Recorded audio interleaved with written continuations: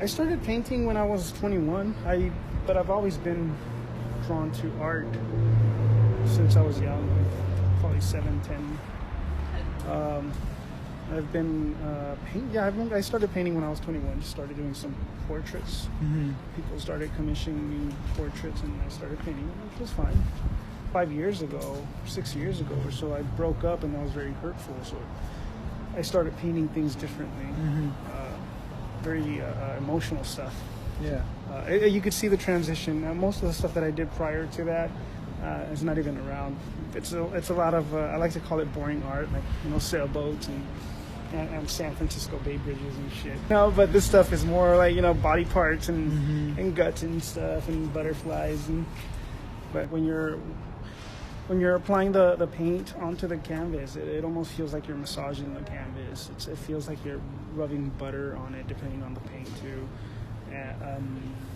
It can turn into that, or it can turn into I got to get this done, so you got to do it as fast as you can. Mm-hmm. And as you paint, you begin to put layers of paint on there. You slowly begin to see the progress of the painting starting to come alive as you add the details and the highlights, and you begin to push certain things back and bring certain things forward with lighting, with the paint itself. And at the end of the day, it's just an illusion of trying to, because it's really just brush strokes.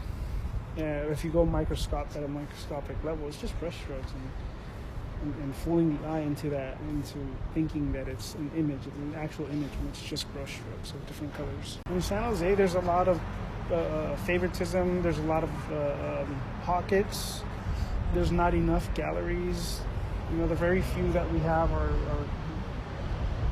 great. They're awesome, but I just feel like we need a little bit more. There's a lot of empty, vacant spaces in San Jose that we could just rent them out for a month or two. For 3 months, have an artist show in there. For display. There's nothing in there. Mm-hmm. Might as well just have some art in there. There's a lot of events happening where locals aren't getting paid, but yet outsiders are leaving with a good chunk of money, when San Jose is so expensive to live in, and they're doing everything for exposure, which I don't believe in. Like, I gotta pay rent right here, and my landlord doesn't he doesn't take exposure checks. Most of the time I have a general idea, and then I kind of just start molding around it. I tend to use a lot of repetitive totems, I guess you can call them, like butterflies or crows or hearts. Lately I've been messing around with crystals, but it's you have an idea, and it just changes. It's never the same. And if you create a painting that it speaks to you, and they ask me to recreate it again, it doesn't have the same feeling. It just turns out differently. It has a different vibe, a different texture, a different paint. It's weird, I guess you could say, but it's never replicated. To me, I could see a blank white, or red circle, and they'll remind me of Christmas. To someone else, they'll look at it and they'll remind them of a blood stain or something. So it goes back to having a matter. It's just a matter of perspective. Okay. And yeah, at the end of it, everybody's different in that sense, and they have a different way of viewing life, and their reality can't be applied to someone else's reality. Absolutely.